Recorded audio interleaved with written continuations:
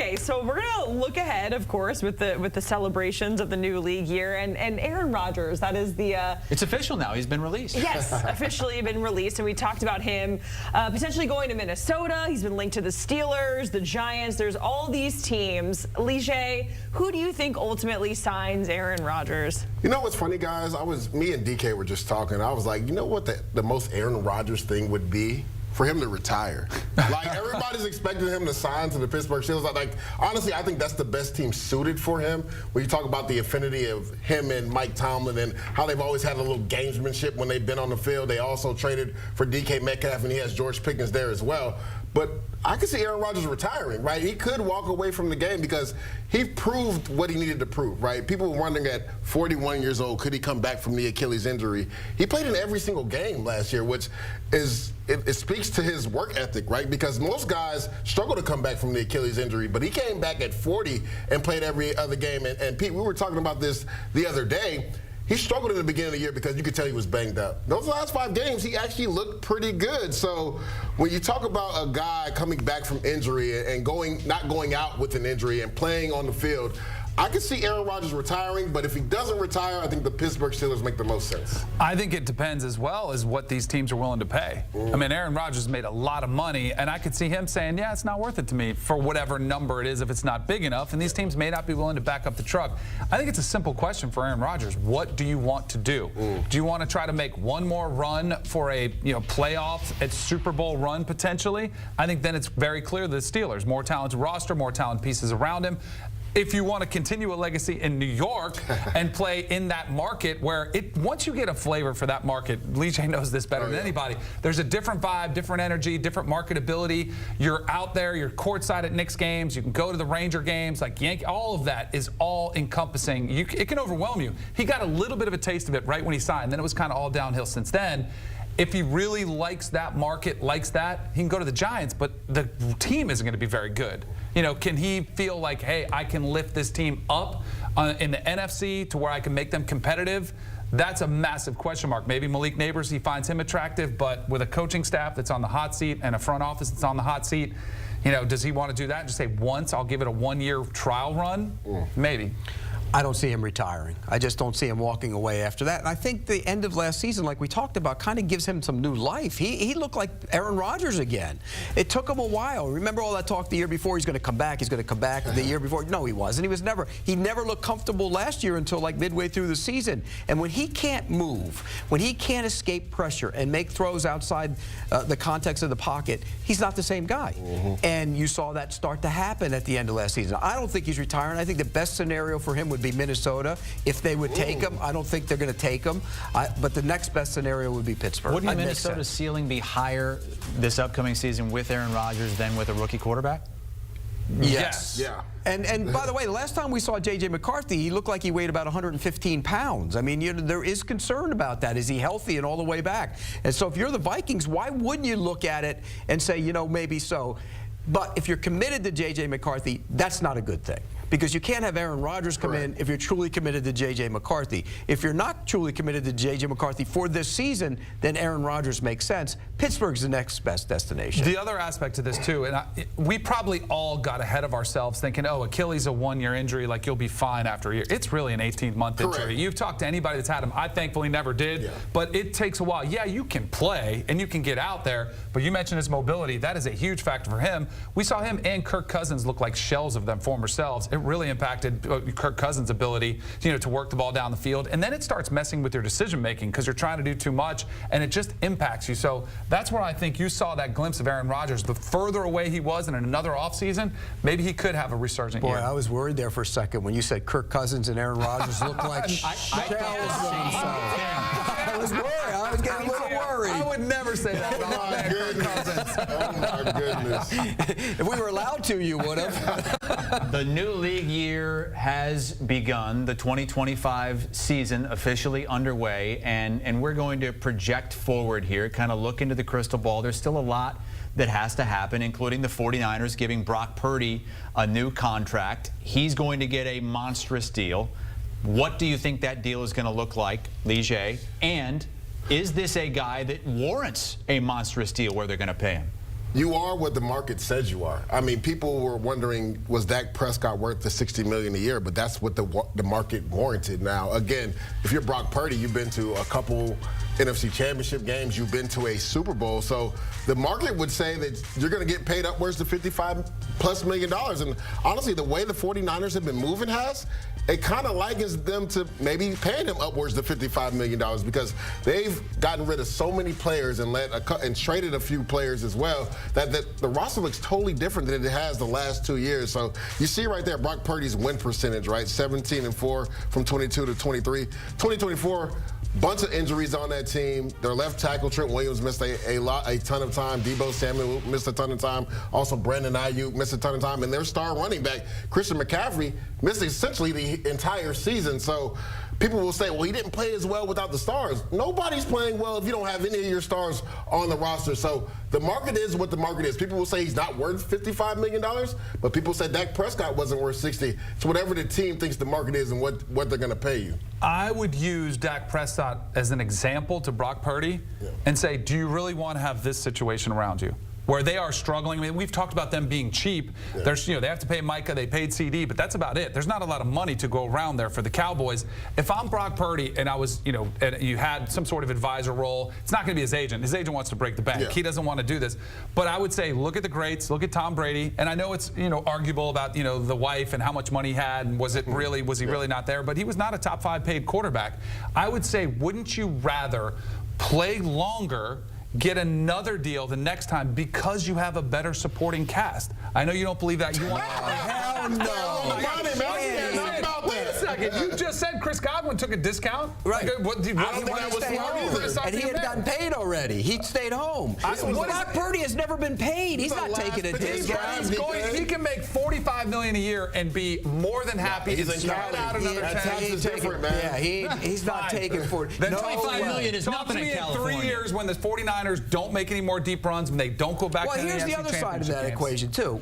What if you told Brock Purdy, now that we have lost a bunch of guys, let's see what you do to carry this team this year, and then we'll talk about your contract. Risky, a little bit of risky, but if you risky for both sides, though, correct? I mean, they don't have to give him a contract right now. So if you say to him, we're tearing this down a little bit because they've gotten rid of some guys, and we're going to take what we have here, hopefully McCaffrey's healthy, hopefully Trent Williams healthy, and you're going to show us you're going to carry this team now. Not just be a piece of the team, you're going to carry it. If he carries it, price goes up. If he doesn't carry it, then you don't have to give him a long-term contract.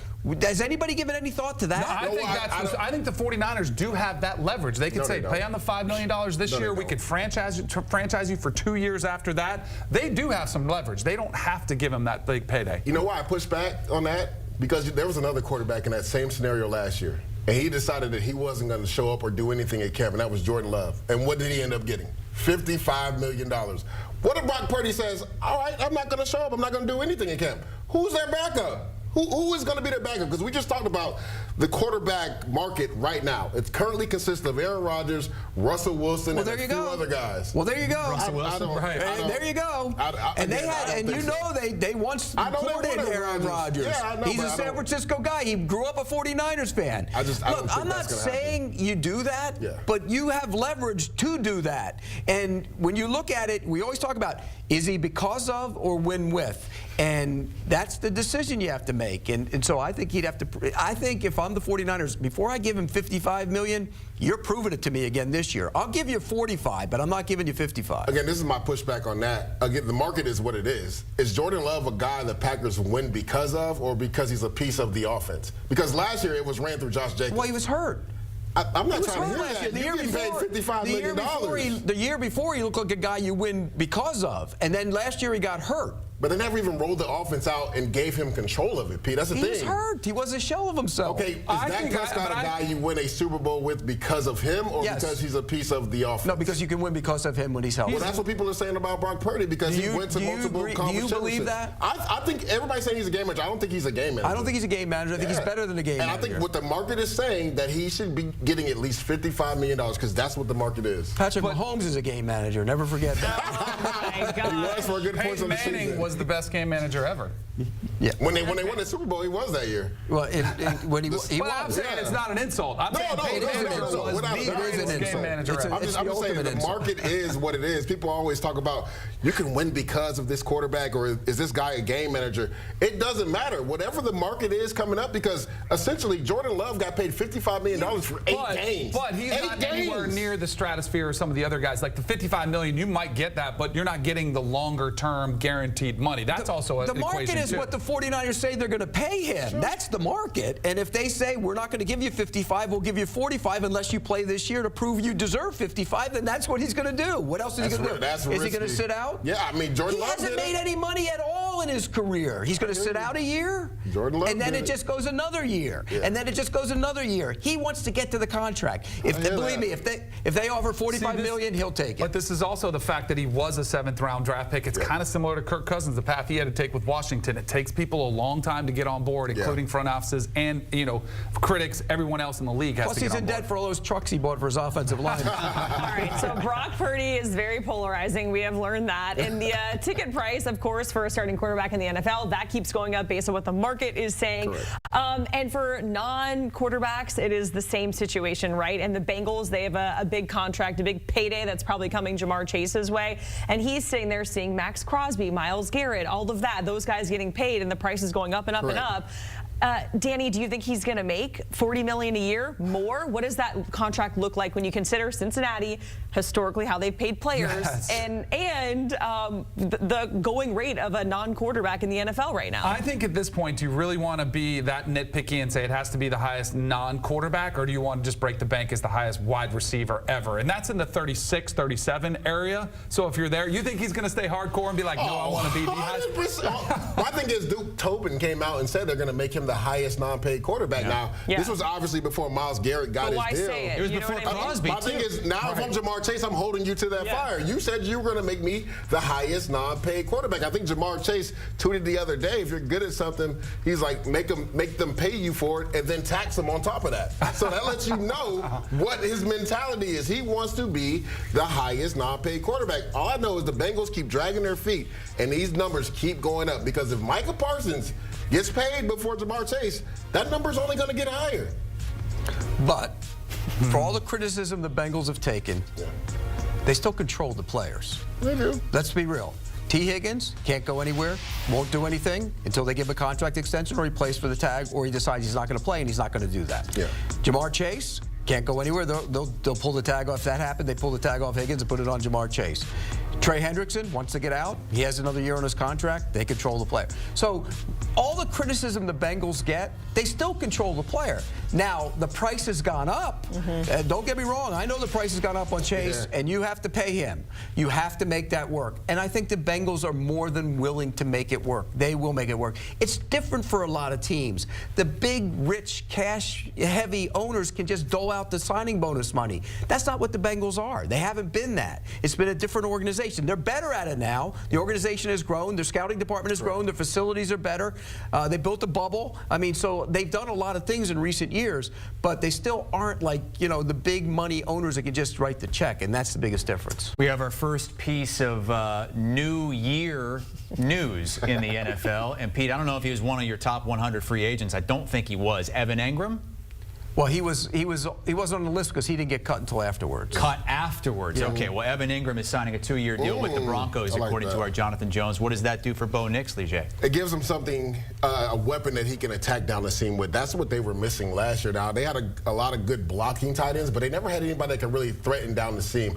Evan Engram is essentially a wide receiver, too, right? He's not going to be asked to be, in line and block defensive ends, but what Sean Payton is going to use him to do is in the red zone and down the seam, and he's going to be the best friend for Bo Nix. So now you're talking about Evan Engram and Cortland Sutton on the outside. You got two really good pieces on the outside for Bo Nix to grow with. So I know he had taken a visit there earlier, and I was wondering if a deal would get done. I think this would be a good marriage between Bo Nix and Evan Engram. He doesn't stretch the field, though. If you go look at his yards per catch last year, way down. And that's why the people in Jacksonville thought he wasn't the same player he was, because he didn't get vertical. Like normally you'd say to Evan Engram, hey, look, he goes vertical, you get him in the middle. He didn't last year. And so I think there's some concern that he's not the same player he was a couple years ago when he had all those catches and was a big part of their offense. Danny, how about the Titans, who are sitting at number 1? A lot of questions about whether or not they should trade down, who they should take number 1, a quarterback or maybe go defense. Should they just stay there and take Cam Ward? I think they should. I am not a believer in Will Levis. I think Cam Ward has way more upside of potentially being your franchise quarterback, even though there's a great amount of uncertainty. He was, a little bit risky in college, very much the same way that Will Levis was, but I think he's 5 times the playmaker that Will Levis was in college and that he's proven to be in the NFL. They need a quarterback. Cam Ward is the only guy in this class that I would consider taking in the top 15 picks of the draft, so I think you do step up and take him. Yeah, I would explore trading down, though, because I don't know if Cam Ward is a lock, and I do think if you could trade down, well, Mike Renner had a mock the other day having the Giants trading up, them going to 3 and getting Travis Hunter. I would love that position to be in, because I think Travis Hunter, if he falls to 3, 4, somewhere in there, I think he's the steal of the draft. I think he's a generational type player, as long as the teams are willing to let him go both ways. But who's going to be the quarterback for the Titans if they do that? Well, then you're stuck with Will Levis. Yeah, but that's what I'm saying. They got a good class next year. I don't think the class next year is that. There's a reason why Garrett Nussmeier and Drew Aller decided to come back. If this wasn't a great quarterback class, why not come out this year? There's a reason. Sam Levitt, Arch Manning. Again, this is all projection. We don't know what these guys are going to do. We don't know what Cam Ward's going to do I'm just either. saying, but we've seen it on tape consistently more than those other guys you're talking about. There's a lot to like about Cam Ward. There's a lot not to like about Cam Ward. He's loose with the football. He's got a weird throwing motion. He gets out of clean pockets and turns like this. He does sometimes. Only sometimes. He doesn't throw like that on a consistently. He does. And believe me, I've watched it, but I know I talked to a couple quarterback coaches at the Combine, and they said, look, that motion, you're going to draft him number 1, that's a concern. And so there are concerns about him. And like you said, you might be better off trading down, and maybe it's not Travis Hunter. Maybe it's Abdul Carter. Yeah. And you get yourself an elite pass rusher. I'm with you. I'm not 100% convinced that these quarterbacks are the end-all, be-all in this class. I do think next year's class will be better. Nobody wants to wait. I think Cam Ward is going to be a heck of a quarterback in the NFL. That's your guy. I think he's going to be really good. I think the Titans would be stupid to trade away the number 1 pick. All right.